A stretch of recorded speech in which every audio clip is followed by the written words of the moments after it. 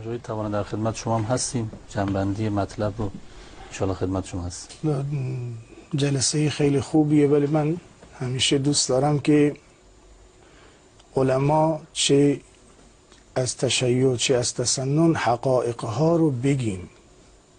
به عنوان مثال اگر یک سنی از یک عالم سنی شنید که درباره امام جعفر صادق داره صحبت میکنه، خب تعجب میکنه، شاید بهش بگه این شیعه شده.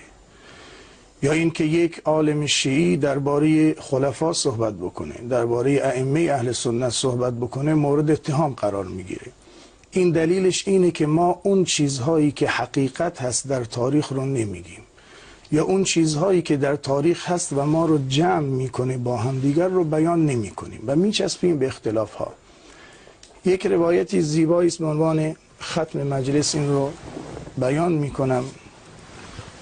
جناب جابر جعفی یا جعفی که از شاگردان امام صادق رضی الله عنه بود، ببینید دید امام صادق درباره اصلاح چطور بود. انما المؤمنون اخوه فاصلحوا بین اخویکم. اگر ادعای ایمان داریم و ادعا میکنیم که ما قلباً با خداییم، اول باید همدیگر را به دید اخوت نگاه بکنیم و دوم اصلاح بکنیم. چه زیبا حضرت علی رضی الله عنه میفرمایند الناس صنفانی اما اخ لک فی الدین او اخ لک فی الخلق.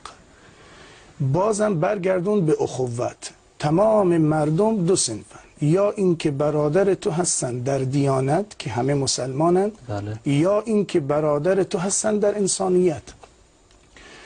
امام جعفر صادق به جابر میگوید ای جابر، به من خبر رسیده که گروهی در عراق ادعا میکنند که از یاران منند و مرا دوست دارند، اما توهین میکنند به ابوبکر و عمر رضی الله عنهما و اعلام کردند و خیال میکنند که من به اونها دستور دادم.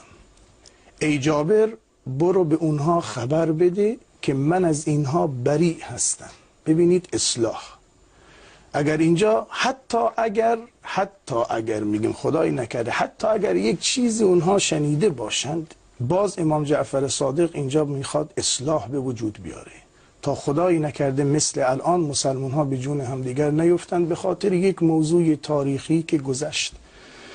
خیلی زیبا امام جعفر صادق میفرمایند والذی نفس محمد بیده. به خدا قسم، به خدایی که نفس محمد صلی الله علیه و سلم در دست اوست، اگر ولایت بکنم بر این قوم لتقربت الی الله بدمائهم. متوسل میشم به کشتن اینها به سوی خداوند. چرا؟ چون دارن تفرقه به وجود میارند. موضوع از بین بردن فتنه و تفرقه اولویت بود بین بزرگان دین ما.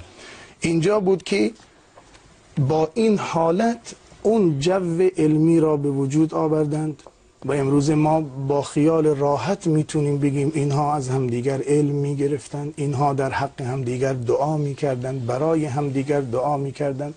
من امیدوارم از خداوند که در تمام مراحل زندگیمون، مخصوصا دعوتگران، خدا رو در نظر بگیریم، چون موضوع اخلاص خیلی مهمه. اخلاص که باشه اخوت به وجود میاره، اصلاح به وجود میاره و میتونیم با همدیگر راحت زندگی بکنیم و خدا رو عبادت بکنیم.